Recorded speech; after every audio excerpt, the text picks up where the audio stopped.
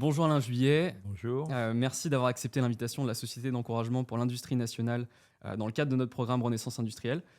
Alors, comme notre nom l'indique, on va bien sûr parler d'industrie, on va parler plus précisément du futur des relations, notamment dans le commerce, Oui, entre l'Europe et la Chine. tout à fait. Alors, l'industrie chinoise est en train de totalement nous dépasser. On a l'ASPI, qui est un think tank australien de référence, qui nous dit que la Chine domine la recherche mondiale sur environ 90% des technologies Ouais, qu'ils estiment. 34, il y a 34 technologies clés identifiées Ouais, en France, hein. Il y a 34 technologies clés dans le monde pour l'avenir, qui préparent l'avenir. Il y en a 27 qui sont totalement, enfin, dont leaders sont les Chinois. Et sur les 27, il y en a quand même.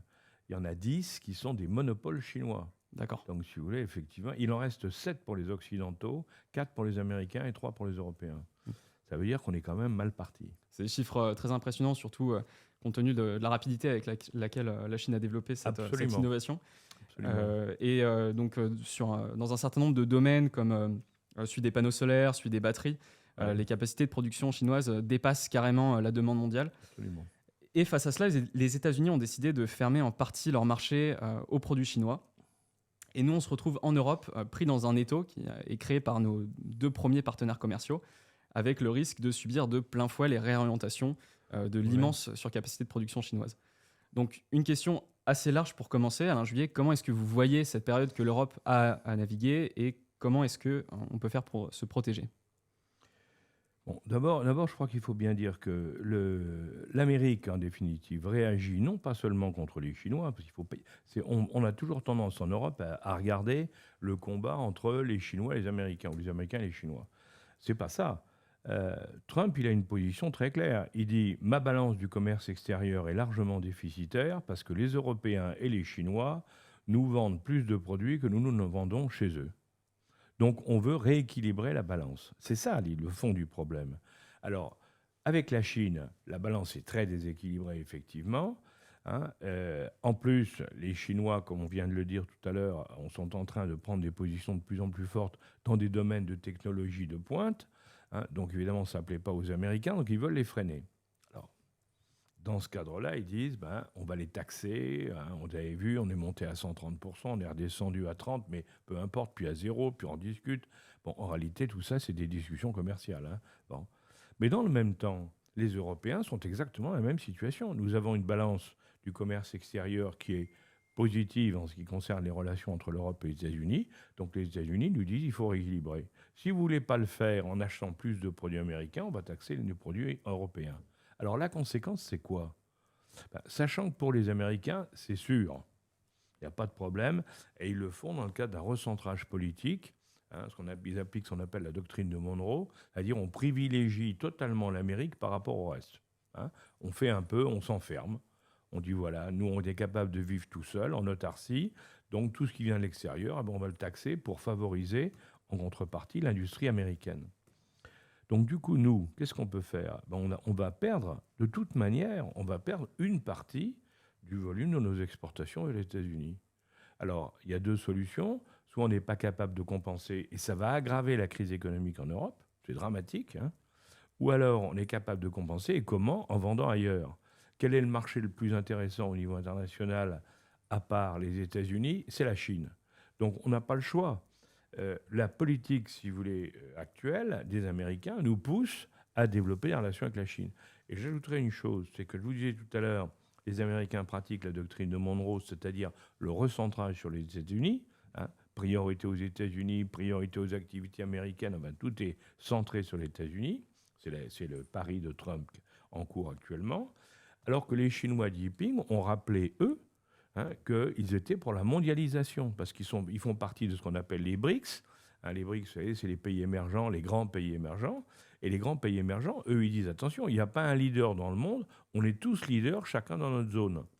Donc, c'est la vraie multipolarisation, si vous voulez. Donc là, et qu'est-ce qu'a fait Jinping? Il l'a rappelé en disant, à côté de la mondialisation qui était prônée par les prédécesseurs de Trump, par M. Biden et par les Européens, hein, mondialisation qui favorisait les Européens et les Américains, il faut le dire.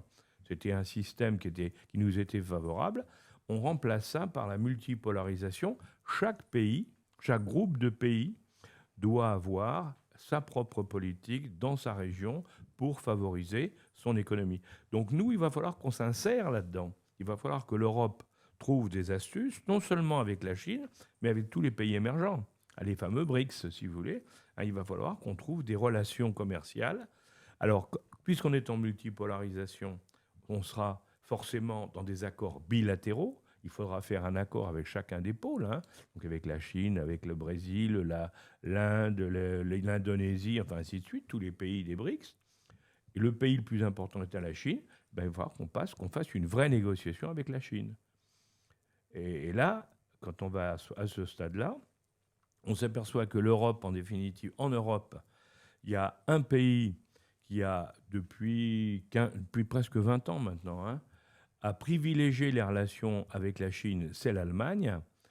C'était le commerce allemand était essentiellement orienté vers la Chine. C'était la grande option des Allemands, à la différence des Français, par exemple.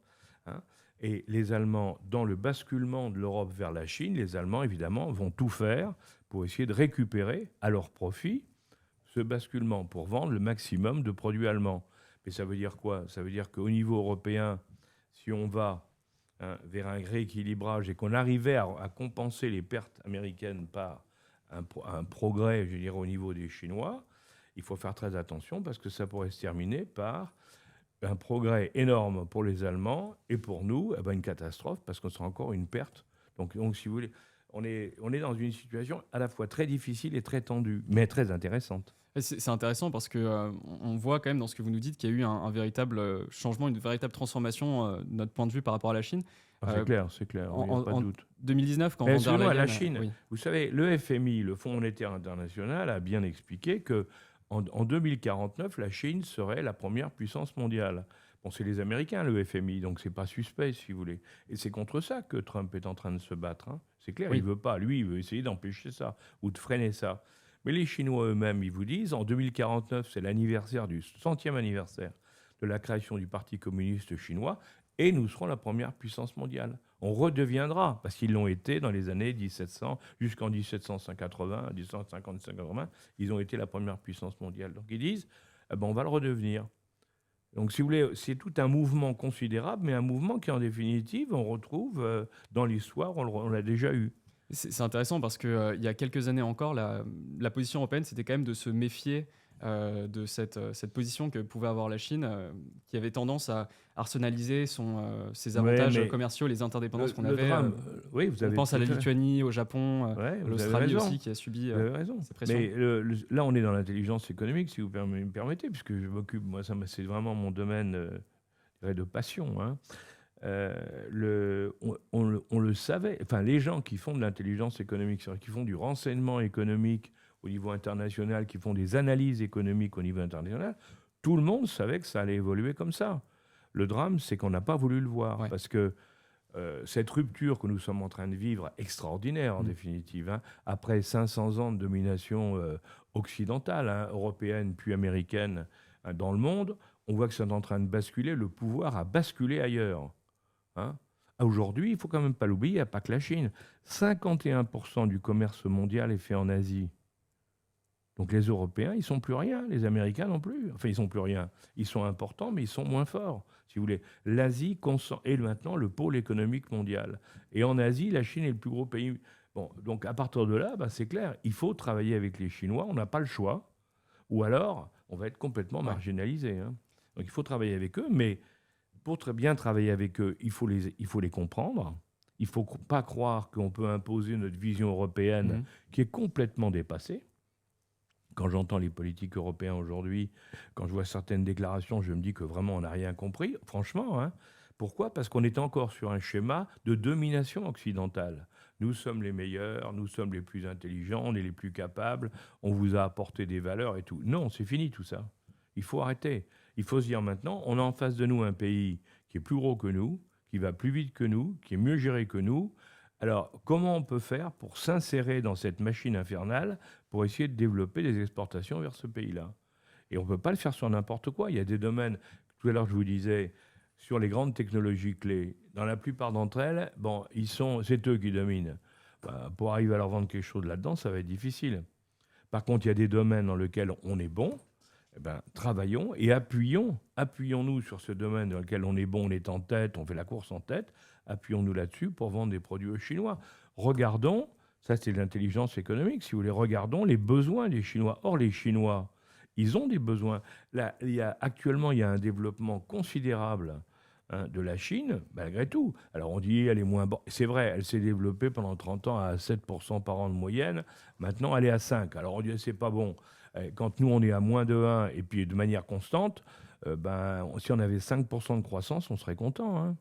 Donc seulement ça, nous, si on veut justement développer notre croissance, il faut qu'on développe nos exportations. Si on veut développer nos exportations, voyant ce qui nous arrive aux États-Unis, il faut qu'on aille vers la Chine et vers les autres BRICS. Donc pour vous, Donald Trump est quand même en train de nous pousser dans les bras de la Chine. Il y avait un axe Oui, un peu américano-européen qui se faisait avec Biden. De son point de vue à lui, il a tout à fait raison.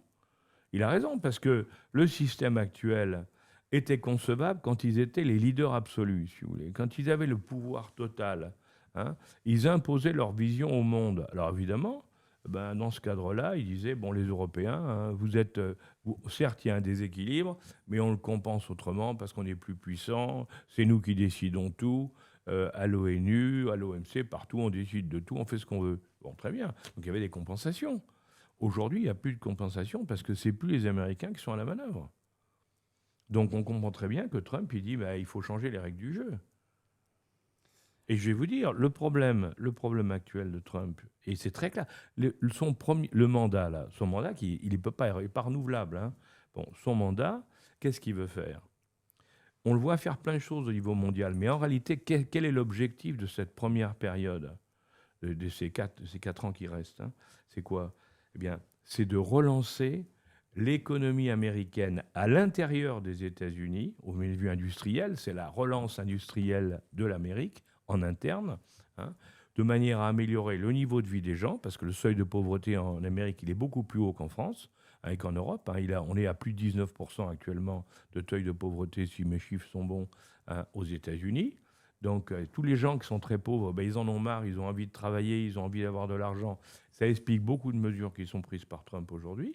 Et en surtaxant, il va favoriser l'industrie sur place. Et il dit aux étrangers, vous voulez faire de vendre aux États-Unis, installer des usines aux États-Unis. Pourquoi? Parce que ça va amener du PIB, de la valeur aux États-Unis, et ça va donner du travail aux gens.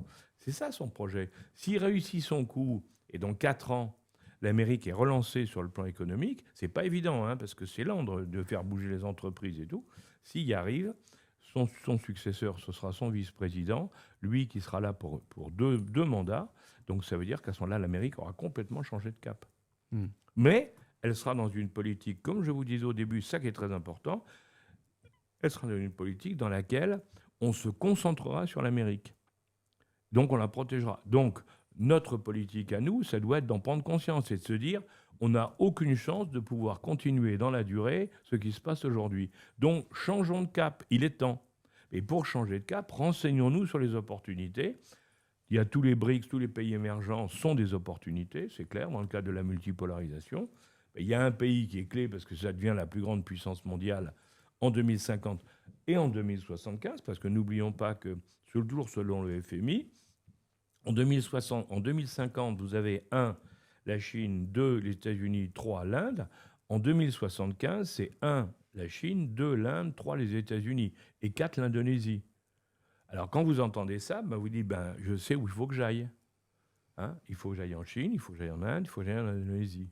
Parce que c'est les puissances qui montent. Sachant qu'aux États-Unis, j'aurais beaucoup de mal. Voilà. Et la Chine, comme je vous disais, si vous la connaissez bien, si vous l'étudiez, si vous regardez comment ça fonctionne, il y a des opportunités pour ceux qui ont compris comment ça marche. Et bien sûr, sans chercher à imposer notre vision et nos valeurs qui sont dépassées. On est des Européens et il faut arrêter de croire que c'est fini. L'époque de la puissance européenne, elle est terminée. C'est terminé, ça. Et en plus, l'Europe est en train d'exploser en plusieurs morceaux, sur le plan politique. Et donc vous parlez de trouver des nouveaux marchés d'exportation. Il y a une chose que la Chine a faite au moment du premier mandat de Donald Trump. Elle a cherché à développer une plus grande autonomie stratégique. Bien sûr. Et elle a notamment commencé à baisser son niveau de dépendance à Oui. ces exportations sur un certain nombre de marchés. En Europe, on a toujours 50% de notre PIB qui dépend des exportations. C'est 20% Oui. pour la Chine, 11% pour les États-Unis. Mais oui, Est-ce mais... est-ce qu'on Eh oui, peut mais imaginer vous une... avez la réponse, si vous voulez. Les Chinois qui sont... Nous, si vous voulez, les Européens, on peut dire que c'est affligeant actuellement. On a une vision à très court terme. Quand je dis pas une vision immédiate, c'est-à-dire que nous, l'horizon maximal pour la politique, c'est les élections. Hein, et chaque fois qu'il y a une élection, on change de politique. Donc c'est court. Hein. Les Chinois, ils ont une vision qui a été mise en place par Deng Xiaoping à la mort de Mao. Hein, et ils continuent. Chaque secrétaire général du Parti communiste, quand il prend le pouvoir en Chine, dit Deng Xiaoping avait dit ça, nous en sommes à telle étape, à telle phase. Jinping continue, hein, et il dit voilà, nous en sommes à telle phase, voilà ce qu'on va faire. Bon. Donc ils ont une vision à très long terme. Donc quand on a une vision à long terme, on investit dans le long terme. Et résultat, bien sûr, pour investir dans le long terme, on regarde ce qui se passe ailleurs pour comprendre là où il faut investir. Quand les Chinois, vous rappelez très justement, dans le premier mandat Trump, les Chinois, ils ont observé ça avec surprise. Ils ont vu que Trump n'arrivait pas à imposer sa vision à l'administration américaine et à l'État profond américain qui bloquait tout parce qu'il ne voulait pas perdre le fromage, hein, c'est clair. Hein. On l'a vu avec l'époque de Biden, les grandes industries de défense, les grandes industries commerciales, économiques américaines, les grandes banques de Wall Street, elles ne voulaient pas perdre le pouvoir. Hein. Donc elles ont dit, nous, on bloque. Et ils ont bloqué Trump. Trump, il l'a appris parce que du coup, quand il est revenu, il avait tout préparé à l'avance et il a fait 60, les executive orders, hein, des décrets présidentiels, il en a fait 60 en 2 jours pour justement bloquer les autres. Ça a été tellement vite que l'opposition a été très surprise et qu'elle est bloquée. Et que depuis, elle n'arrive plus à rattraper. Vous voyez ? C'est un peu comme en France, on dit il y a 100 jours, un nouvel élu a 100 jours pour changer les choses. Non. Trump vient de démontrer qu'il y a 48 heures. Et ça marche. Hein, c'est la même chose, si vous voulez. Donc les Chinois, eux, qu'est-ce qu'ils ont fait ? Ils ont compris, parce qu'ils avaient travaillé, ils ont fait de l'intelligence économique, mais sérieuse, avec les Américains. Ils ont compris ce qu'allait faire Trump et ils se sont dit, même si Trump est en train d'échouer la première fois, ça reviendra, parce que c'est inéluctable. Hein, il y a la tension, le Middle West américain, enfin ce qu'il y a entre la Californie et Washington, si vous voulez, toute cette partie d'Amérique qui est la plus importante, elle était clairement, tous les sondages le montraient, mais on le savait, nous, hein, les sondages montraient qu'elle était pour cette évolution. Donc les Chinois, ils ont dit, on va se restructurer, se réorganiser. Malin. Et pendant le temps de la fin du mandat de Trump du premier et dans tout le temps de Biden, ils se sont restructurés. Alors maintenant, on se réveille avec des Chinois qui sont prêts à tenir tête, ils l'ont dit d'ailleurs, hein, et qui veulent négocier avec Trump en disant attention, hein, on va négocier, mais c'est presque d'égal à égal, hein, pas question de nous imposer les trucs. Et on l'a vu, quand Trump a dit je vous mets 130% de taxes, les autres ont dit aucun, on en met 120. Ah, c'est pas de jeu. Et puis après, ils ont téléphoné, ils ont dit attendez, vous n'avez pas compris, en plus, les terres rares dont vous avez besoin, il n'y en a plus. On ne vous les fournit plus. Ah, alors là, Trump a dit attends, on ne s'est pas compris, on va renégocier. Eh oui, c'est des rapports de force. Parce que nous sommes dans un monde dans lequel c'est un rapport de force qui compte. Ce n'est pas les grandes idées morales, hein, il faut arrêter. Hein. Et vous pensez que l'Europe, elle est en mesure d'imposer ce rapport justement, de force ce qui m'inquiète beaucoup, face à c'est ce que retour des impérialismes l'Europe, elle n'est pas terrible pour ça. Hein, parce qu'elle manque de force, hein, elle manque de vigueur. Et en plus, les pays se tirent entre eux, ce que je vous disais tout à l'heure. Les Allemands, ils jouent le jeu de la Chine à fond, mais ils ne veulent surtout pas que les autres y aillent. Bien entendu, pour continuer ce qu'ils avaient pu faire avant. Et ça les a amenés à être la première puissance européenne quand même. Hein. Donc ils n'ont pas envie de perdre. Donc quand Mme Merkel, avant de partir, Mme Merkel, qu'est-ce qu'elle a fait ? Si vous regardez, par exemple, très intéressant, la chancelière, avant que Olaf Scholz arrive. Hein, Merkel, son dernier voyage à l'étranger, ça a été en Chine. Et pourquoi ? Pour négocier un accord européen économique. Mais vous vous rendez compte ? Même Mme von der Leyen n'était pas là-bas. Alors que nous, les Français, on avait été avec elle et autres. Ils n'avaient même pas emmené la chef de la Commission européenne et ils ont négocié un accord économique avec la Chine, soi-disant pour l'Europe, mais qui favorisait évidemment l'Allemagne. Donc on est bel et bien... Alors, vous avez à côté de ça, vous avez Mélanie, hein, qui est actuellement de mon point de vue, la meilleure chef d'État en Europe et de loin, hein, la plus volontaire, hein, qui est en train de faire Elle fait des trucs incroyables, en Afrique, partout et tout. Elle joue carrément la carte américaine. Pourquoi ? Parce qu'elle se dit... avec un peu de chance, Trump, comme il m'aime bien et qu'il a besoin d'appui en Europe, alors il a la Pologne et puis il a Mélanie, hein, elle se dit, mais est-ce qu'il va pas, on va pas obtenir que nous d'avoir des droits de douane moins importants sur les États-Unis. Alors l'Europe vous dit impossible, c'est pas vrai. Les États-Unis peuvent parfaitement décider que les produits italiens ils sont moins taxés que les produits allemands ou les produits français. Hein. C'est eux qui décident, c'est pas nous. Hein.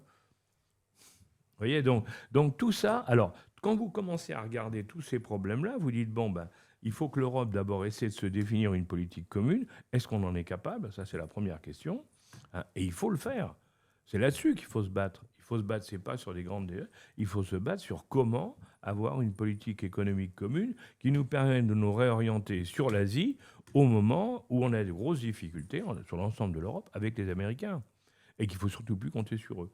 Donc, c'est tout un changement de cap et il faut qu'il y ait une volonté au niveau européen et bien sûr une volonté politique en France. Et rien ne nous empêche, même dans le cadre de l'Europe, d'avoir une politique particulière en France avec les Chinois.